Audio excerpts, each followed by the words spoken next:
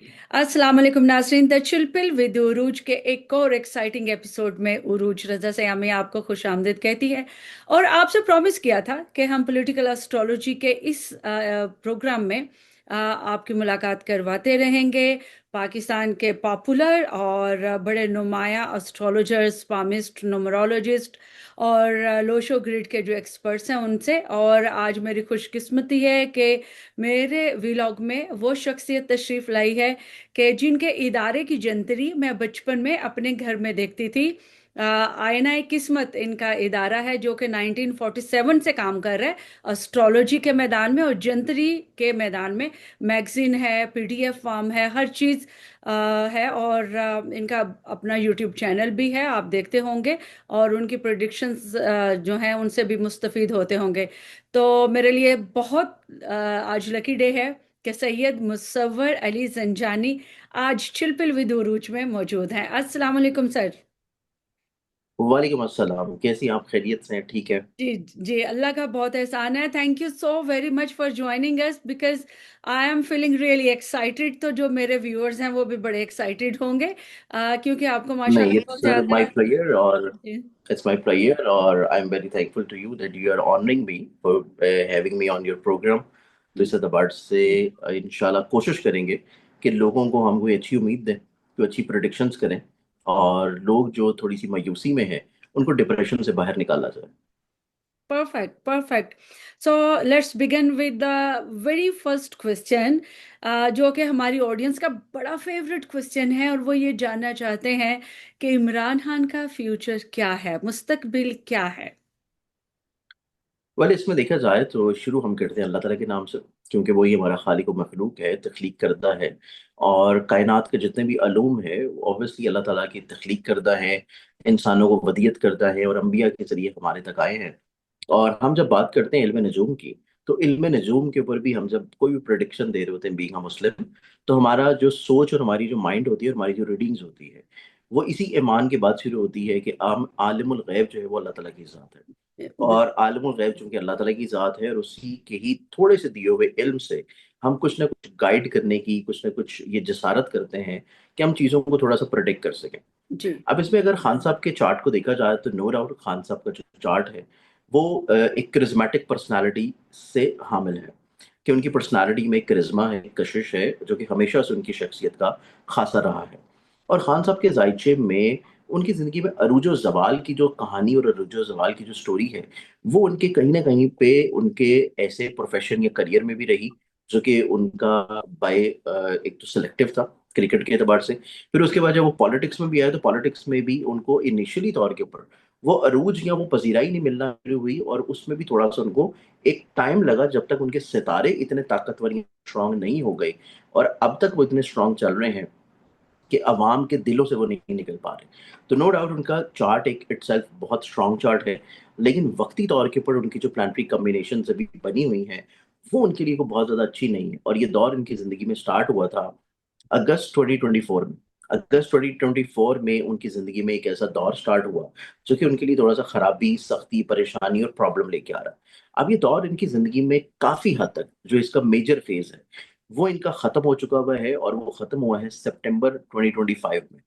अब सितंबर 2025 के बाद का अगर हम सिनेरियो देखें तो खान साहब का आपने ये चीज़ महसूस की होगी कि अब उनके ऊपर उतनी केसेस के एतबार से, बयानबाजी के लिहाज से या किसी भी तौर के ऊपर उनके ऊपर मुकदमात, नए मुकदमात बनाने के लिहाज से वो चीज़ें एक्टिवली नहीं हो रही जिस तरह इनिशियल डेज में या शुरू में बहुत ज़्यादा हुआ करती थी। जी। तो इस एतबार से खान साहब के जायचे में चीज़ें निस्बतन आहिस्ता आहिस्ता बेहतरी की तरफ आ रही हैं। इसमें चीज़ें इस्तेकाम की तरफ, पॉजिटिविटी की तरफ, स्टेबिलिटी की तरफ आ रही हैं।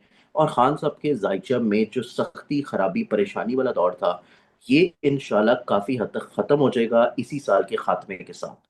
साल 2026 का जो एक मुफरद नंबर है जो कि एक नंबर है, और खान साहब के चार्ट के अतबार से जो प्लानिटरी पोजीशंस हम लोग देखें तो इब्तदाई तौर के ऊपर खान साहब के जायचे में मार्स जो कि जनवरी के महीने से ही अपनी बड़ी एग्जॉल्टेड पोजीशन पे एक स्ट्रॉन्ग फेज में एंटर होगा खान साहब के जायचे में।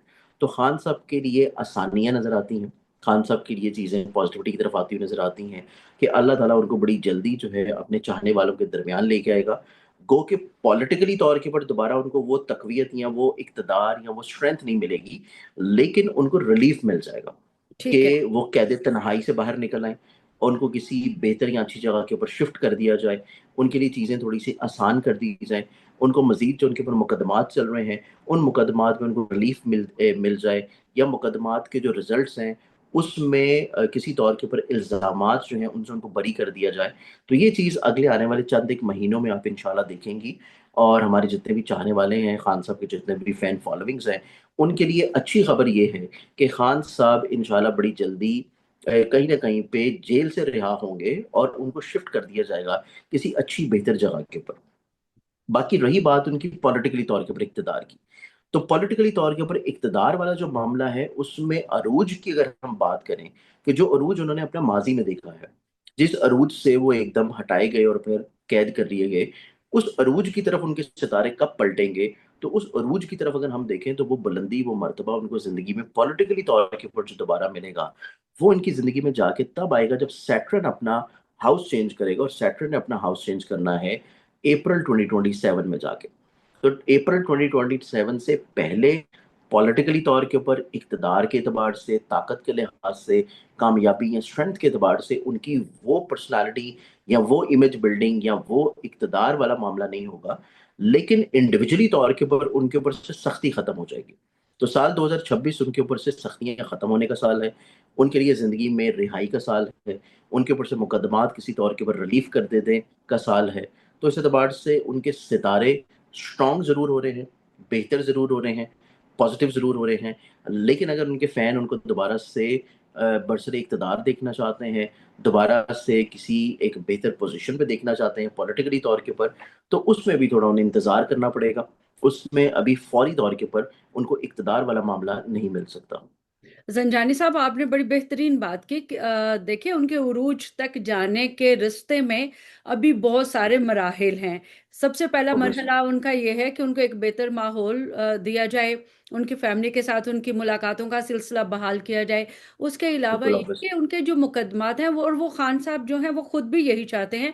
उनके जो चाहने वाले, उनके फॉलोअर्स हैं, उनके लिए मैं बता दूं कि अगर देखा जाए तो इमरान खान खुद भी यही इसी रिश्ते से आना चाहते हैं कि उनके ऊपर से तमाम केसेस जो हैं अदालती रिश्ते से बरी होकर आए। वो तमाम केसेस को बिल्कुल, लड़ना और वो चाहते हैं इंशाल्लाह और अदालतें उनको 2026 में करेंगी। होना शुरू होगा। जी जी बिल्कुल। तो एक साल तो लग जाता है, तो एक साल में अगर उनके देखें, उनके ऊपर 500 से जायद मुकदमात हैं, तो एक साल तो लग ही जाएगा। और उसके बाद जब वो आएंगे तो कम से कम उनके दामन पे किसी किस्म की डील का दाग नहीं होगा, और ना ही ऐसा होगा कि अदालतों ने उनको आउट ऑफ टर्न या वो मतलब बियॉन्ड देयर मीन्स उन्होंने उनको रिलीफ दिया है, तो ठीक है, इतना टाइम लगता है। तो 2026 उनके रिलीफ का टाइम है, और 2027 का भी आपने फरमाया कि उनको वो अप्रैल अपने अप्रैल उरूज मिलेगा। 2027, जी जी। अप्रैल 2027 के बाद जब सैटर्न अपना हाउस चेंज करेगा और वो पाइसेस से मूव करके चला जाएगा एरीज में, तो एरीज में सैटर्न का जाना खान साहब की जिंदगी में दोबारा से किसी तौर के ऊपर, पॉलिटिकली तौर के ऊपर एक्टिविटीज को स्टार्ट करवाएगा। ठीक है। और ये एक्टिविटी उनकी कब तक रहती है, उनका जो वो देखिए, सितारा इसके है? अंदर हम लोग देखें तो अल्लाह ताला जो है उनको सेहत अता करे, तवील उम्री अता करें। और सैटर्न जो है फिर इसका टेन्योर फ्रेम होता है किसी भी एक हाउस में 2.5 ईयर का। और सैटर्न यहाँ पे जब अप्रैल 2027 में आएगा, तो फिर यहाँ पे एरीज में उसका क़याम रहेगा अप्रैल 2030 तक। तो अप्रैल 2030 तक का जो टाइम है, वो फिर खान साहब की ज़िंदगी में पॉलिटिकली तौर के ऊपर थोड़ा-सा एक्टिविटीज़ के एतबार से ब्लेसफुल होगा कि वो अपनी दोबारा से पार्टी को किसी तौर के ऊपर रीयूनाइट करें, अपनी दोबारा से एक पॉलिटिकली तौर के ऊपर साख को बेहतर कर लें, दोबारा से किसी बेहतर पॉलिटिकली तौर के ऊपर रोल में एंटर हो जाएँ और सिस्टम में किसी तौर के ऊपर एंटर हो जाएँ। तो ये एक 2 एंड हाफ ईयर का टाइम फ्रेम होगा उनकी ज़िंदगी में, बशर्ते कि अल्लाह ताला उनको सेहत और सलामती दे और उनको तवील उम्री अता करे। तो इस एतबार से सितारे उनकी ज़िंदगी में तब्दील होंगे अप्रैल 2027 के बाद। बिल्कुल ठीक है। अच्छा सर, मुझे एक और भी क्वेश्चन आपसे पूछना है। आजकल पाकिस्तान में ज़रा चीज़ें स्टेगनेंट हो गई हैं, रुक गई हैं, नोटिफिकेशन बिल्कुल। आते आते रह गया। और जो डील्स हैं वो भी हो रही हैं, और आजकल के जो दिन हैं आज तक वो नोटिफिकेशन नहीं हुआ, और अगले भी एक आध दिन में शायद नोटिफिकेशन हो भी जाए। तो आप क्या समझते हैं, जो हुकूमत है उसका क्या मुस्तकबिल नजर आता है आपको सितारों में? I am sorry, I am asking you political questions, लेकिन चूंकि ये पॉलिटिकल एस्ट्रोलॉजी का शो है, तो हम अपने जो पॉलिटिकल सारे टाइम्स हैं और जो फ्यूचर है वो देखते हैं कि सितारे किस तरह गर्दिश में है और कहाँ कहाँ पे किसके लिए कैसा वक्त आ रहा है। तो वो काइंडली अगर आपके आप माइंड ना करें तो अगर वो भी थोड़ा नहीं नहीं सा नहीं सर, वजाहत इसमें कीजिए। माइंड करने वाली कोई बात नहीं है, क्योंकि हमारी तो खिदमात ही इस एतबार से है। और जी एस्ट्रोलॉजी की जब बात की जाती है, तो एस्ट्रोलॉजी जो है वो इटसेल्फ फिर आपको नेचुरल एस्ट्रोलॉजी नहीं होती। जी एक कोई भी अच्छा एस्ट्रोलॉजर जो होता है, प्रोफेशनल एस्ट्रोलॉजर होता है, वो मंडेन एस्ट्रोलॉजी के ऊपर भी अपनी ग्रिप रखता है, कमांड रखता है। और मंडेन एस्ट्रोलॉजी से मुराद मेरी पॉलिटिकल एस्ट्रोलॉजी है। जी और किसी तौर के ऊपर मंडेन एस्ट्रोलॉजी के साथ साथ वो मेडिकल एस्ट्रोलॉजी के ऊपर भी उसकी कहीं ना कहीं एग्जैक्टली। पे थोड़ी सी गिरफ्त होती है। तो जी एस्ट्रोलॉजी इटसेल्फ हमें बहुत सारी ब्रांचेस के ऊपर कमांड की तरफ लेके जाती है। तो अगर हम मंडेन एस्ट्रोलॉजी की बात करें, तो मुल्क पाकिस्तान का जो जायचा है, पाकिस्तान की हम दो तरह के बर्थ चार्ट्स को हमेशा से देखते हैं। क्योंकि पाकिस्तान इटसेल्फ कोई इंसान नहीं है, पर्सनालिटी नहीं है। तो इस एतबार से जब भी किसी कंट्री का चार्ट देखा जाता है, वो तब देखा जाता है जब वो कंट्री ज्योग्राफिकली तौर के ऊपर एक नक्शे के ऊपर उभरती है, उसको आज़ादी मिलती है, उसका आज़ादी का ऐलान किया जाता है। तो पहला जायचा जो पाकिस्तान का देखा जाएगा वो 1947 का होगा। सेकंड चार्ट जो पाकिस्तान का देखा जाएगा, जब ईस्ट पाकिस्तान अलहदा हुआ और पाकिस्तान ज्योग्राफिकल तौर के ऊपर एक नए नक्शे के ऊपर उभरा, तो फिर सेकंड चार्ट पाकिस्तान का बहुत इंपॉर्टेंट है, और उसको भी 1947 के साथ देखते रहना बहुत इंपॉर्टेंट है। जी। क्योंकि उसके बगैर आप फिर ऑथेंटिकली तौर के ऊपर चीज़ों को प्रेडिक्ट नहीं कर पाते। ओके। तो दूसरा चार्ट जो आता है वो 1971 का आता है। अब 1947 का जो पाकिस्तान का चार्ट है, वो तो क्लियर कट इस चीज़ को इंडिकेट करता है कि पाकिस्तान का जो जायचा है वो कतई तौर के ऊपर जमहूरी चार्ट नहीं है। इस चीज को बहुत बार एक्सपीरियंस भी किया जा चुका है। हम्म। इस चीज को बहुत बार मार्शल की शक्ल में, इमरजेंसी की शक्ल में, और कहीं ना कहीं पे अदालती जो है इमरजेंसी के नफाज की शक्ल में, ये चीजें ऑलरेडी पाकिस्तान की तारीख में एक्सपीरियंस हो चुकी हैं। कि पाकिस्तान का इटसेल्फ जो बर्थ चार्ट है 1947 का, वो किसी भी तौर के ऊपर डिप्लोमेटिक जमहूरी चार्ट नहीं है। उसमें अस्करी चीज़ों का, अस्करी इदारों का, अस्करी अमूर का बहुत ज़्यादा मलदखल हमेशा से रहा है, और ये रहेगा भी। लेकिन इसमें 1971 का जो चार्ट है, उसमें तब्दीली ये आई है कि उसमें पाकिस्तान का चार्ट निस्बतन असेंडेंट वाइज चेंज हुआ है। पहले पाकिस्तान का असेंडेंट आता था एरीज, लेकिन अब 71 में जो पाकिस्तान का असेंडेंट चेंज हुआ है, वो चला गया है असेंडेंट टॉरस के ऊपर। अब ओके। टॉरस असेंडेंट में देखा जाए तो चीज़ें फिर इस तरह होती हैं कि आप डायरेक्टली तौर के ऊपर चीज़ों को फिर परफॉर्म नहीं करते, जी आप उसको इनडायरेक्टली तौर के ऊपर लेके चलते हैं। क्योंकि जब बच्चा पहली दफ़ा पैदा होता है, जो बच्चे की पैदाइश होती है, उसके आसमान के ऊपर जो सितारों की पोजीशंस होंगी, वो थ्रू आउट द लाइफ उसके ऊपर रहेगा उसका इंप्रेशन। लेकिन उसके साथ दरमियान में जैसे जैसे उसकी, जैसे कि जॉब लग गई, शादी हो गई, कोई उसने सफ़र कर लिया, तो चीज़ें चेंज होती हैं। इसी तरह पाकिस्तान में जो तब्दीली आई है 71 के बाद से, तो आपने ये चीज़ पाकिस्तान की पॉलिटिकली तौर के ऊपर कंडीशंस में देखा है कि 71 के बाद जो मार्शल लॉ लगे, वो बहुत लंबा अरसा एक तो चल नहीं पाए। फिर उसके बाद उनकी मुखालफत बड़ी प्रेशराइज के साथ की गई, और उसके बाद निज़ाम को तब्दील करने की तरफ चीज़ों को ले आया गया। जी अब जी निज़ाम की तब्दीली वाला जो मामला है, ये ही तसलसल रहेगा। लेकिन पाकिस्तान का ये चीज़ क्लियरली हर शख्स को अपने जहन में रखना चाहिए कि पाकिस्तान का चार्ट जो है वो जमहूरी चार्ट नहीं है। और पाकिस्तान में जितनी भी हुकूमतें आई माजी में, और जितनी भी आगे चल के आएंगी, अगर वो अपनी सालमियत रखना चाहती हैं, वो जमहूरी तौर के ऊपर अपना टेन्योर पूरा करना चाहती हैं, और वो चाहती हैं कि उनको हर्डल्स ना आए, परेशानियां ना आए, तो इस एतबार से कुछ चीज़ों को पाकिस्तान की पॉलिटिकली तौर के ऊपर रोल में एक्सेप्ट कर लेना बहुत ज़रूरी है। और इसी एक्सेप्टेंस की तरफ जो है पाकिस्तान अभी किसी तौर के ऊपर चल रहा है, जिसमें अभी आपने 27वीं तरमीम देखी, और अभी अनकरीब आपको इसमें मजीद अगले साल जो है 28वीं तरमीम भी देखने को मिलेगी। तो चीज़ें जो हैं वो पाकिस्तान में कानून साजी की तरफ और कानून की तब्दीलियों की तरफ चल रही हैं। तो इस लिहाज से अगर हम हुकूमत की बात करें, तो हुकूमत में जो लोग अभी रूल कर रहे हैं, जो लोग बैठे हैं, जी उनके इंडिविजुअली तौर के ऊपर चार्ट बहुत इंपॉर्टेंट होते हैं।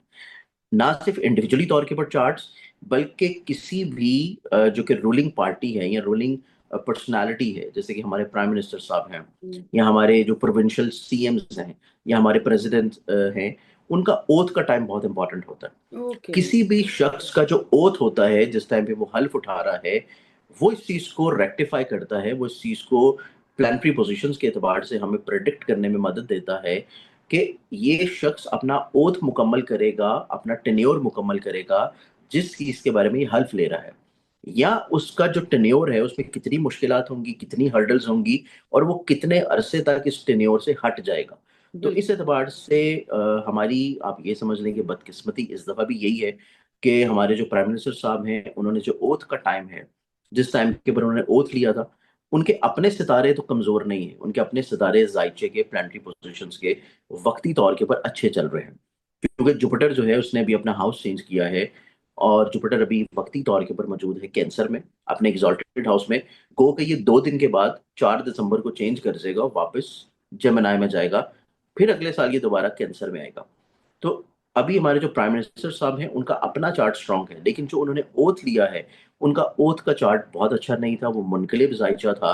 और मुनकलिब जायचा जो होता है वो हमेशा इस चीज को इंडिकेट करता है कि चीजें किसी तौर के ऊपर जल्दी खत्म हो जाएं, जल्दी लपेट ली जाएं, और हम्म। उसमें बहुत सारे अपोजिशन का आपको सामना करना पड़ता है। बहुत सारी चीजें जो है वो आपको काम करने के बावजूद भी, परफॉर्मेंस के बावजूद भी एक्सेप्टेंस नहीं मिल रही होती, पजीराई नहीं मिल रही होती। तो इस एतबार से जो हुकूमती एक स्ट्रक्चर है जो कि कायम किया गया है, वो स्ट्रक्चर तो अपना टेन्योर मुकम्मल कर लेगा, लेकिन हमारे जो हुकूमती अफराद हैं जो कि सीटों के ऊपर इस वक्त बरसर इक़्तिदार हैं, उनमें से चंद एक चेहरे जो हैं वो तब्दील होते हुए नजर आते हैं। वो अपना टेन्योर मुकम्मल नहीं करेंगे, चूंकि उनका ओथ का टाइम जो है वो बहुत ज़्यादा स्ट्रांग नहीं है। बिल्कुल ठीक है। बिल्कुल ठीक है। Thank you so much. मैं चाहती हूँ There's कि all good. आज के व्लॉग में बस ये इतनी इम्पोर्टेंट आपने बातें बताई हैं हमारे नाजरीन के लिए, और नाजरीन को भी मैं ये बताऊं कि जो बातें आज जंजानी साहब ने बताई हैं शायद पहले मैंने भी नहीं सुनी थी। बहुत सारे एस्ट्रोलॉजर्स के साथ हम इंटरव्यू करते हैं और बहुत सारे मना कर देते हैं कि वो पॉलिटिकली कोई बात नहीं करेंगे। तो बड़ी मुश्किल से मुझे ऐसे एक्सपर्ट्स मिलते हैं जो कि हमें पॉलिटिकली भी वो सही बताते हैं, और फिर उसके अंदर से कुछ नई बातें जो आज मुझे पता चली कि ओथ लेने का जो टाइम है, या फिर 1971 में पाकिस्तान का जो जायचा है वो यहाँ से भी देखा जा सकता है। तो और फिर पाकिस्तान की जो हुकूमतें हैं उनका मार्स के साथ लाइक मिलिट्री के ताबन के बगैर उनका चलना नामुमकिन है, क्योंकि पाकिस्तान का जायचा ऐसा है। बहुत सारी नई चीज़ें थी। आई होप कि आप लोगों को भी बड़ी पसंद आई होंगी, और हम रिक्वेस्ट करेंगे जंजानी साहब से कि वीक में हमें 1 या 2 व्लॉग के लिए ज़रूर टाइम दिया करें, और हम पॉलिटिकल एस्ट्रोलॉजी को आप लोगों के लिए इसी तरह पेश करते रहें। जंजानी साहब आपका बहुत बहुत शुक्रिया। तो नाज़रीन Also, यहाँ पे, there is all fine.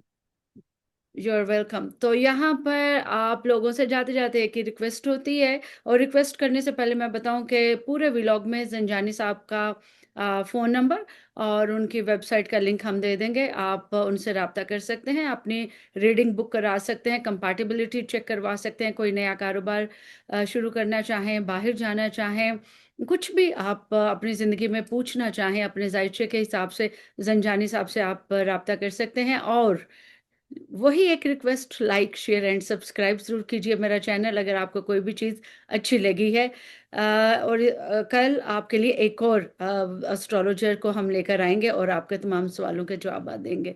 चिलपिल with उरूज से हम दोनों को इजाज़त दीजिए। अल्लाह हाफिज़।